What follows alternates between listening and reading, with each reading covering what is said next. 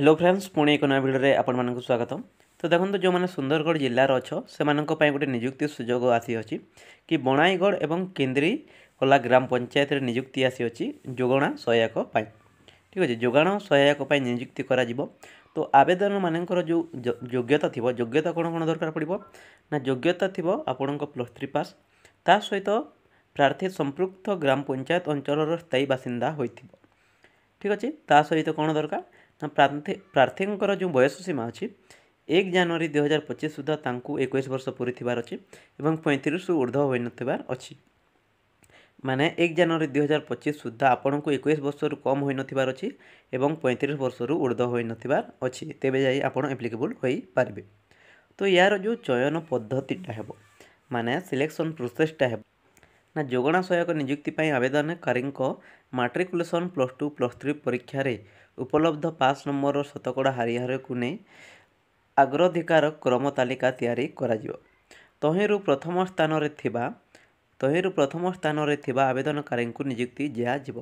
ठीक अच्छे माने आपण 10th +2 एवं +3 जो मार्कशीट अच्छी ताकू आपण को हिसाब करा तो जो मानकर हाईएस्ट नंबर अच्छी जी टॉप रे थिबो तांकू कौन कर जॉबटा दिज्व माने मेरिट बेसिस सिलेक्शन हम सीधा कथा कहवाक गले। तो देखो जो 10th रो 10th रो 30% नियाजिवो +2 रो 30% नियाजिवो एवं +3 रो 40% नियाजिवो ए हिसाब रो आपणकर जो मार्कटा अच्छी ताहा गणना करा जिवो।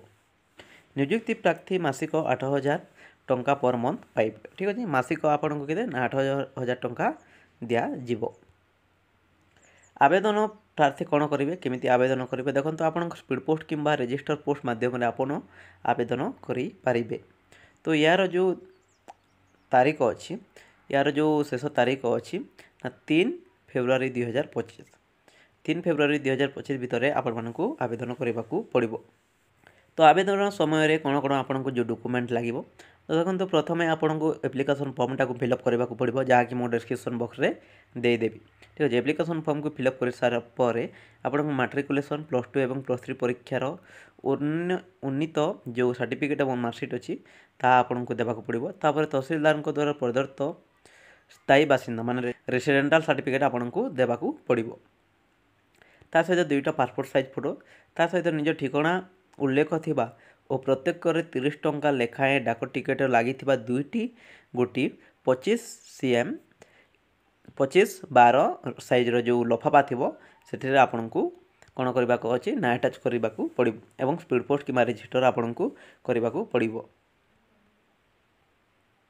देखंतु देखंतु ये हूँ से एप्लिकेशन फॉर्मटा एठारे आपण आवेदन जोटा करुँच कौ ग्राम पंचायत से देव तापर आपण ना देवे तापर पिता नाम देवे स्थायी ठिकाना देवे जोगाजोग ठिकाना देवे जहाँ जहाँ से फिलअप करने को कही अच्छी ताठारे समस्त डिटेल्स आपड़ देदेवे लास्ट जो घोषणा नामा अच्छी लास्ट रे ताहा देकी आपण गोटे सिग्नेचर एठारे लगिदेवे आवेदनकारी स्वाक्षर एठारे आपण सिग्नेचर देदेवे तापर स्थान देवे आपण स्थान ना तापर डेट देवे को तारीख दिन आप आवेदन करुँच तापर कौन करेंगे ना आपण को जो एड्रेसटा देवी मुझे एड्रेस आप कौन करेंगे ना स्पीड पोस्ट कि रजिस्टर पोस्ट करदेवे। ठीक अच्छे मुझे एड्रेसटा कही रखुच्छी देखो एड्रेसटा हूँ गोष्ठी उन्नयन अधिकारी बणाईगढ़ कार्यालय। ठीक अच्छे गोष्ठी उन्नयन अधिकारी बणाईगढ़ कार्यालय एठे आपण को कौन कर स्पीड पोस्ट कि रजिस्टर पोस्ट करदेवार अच्छी एड्रेस। तो ये आज आपण जॉब अपडेटटा।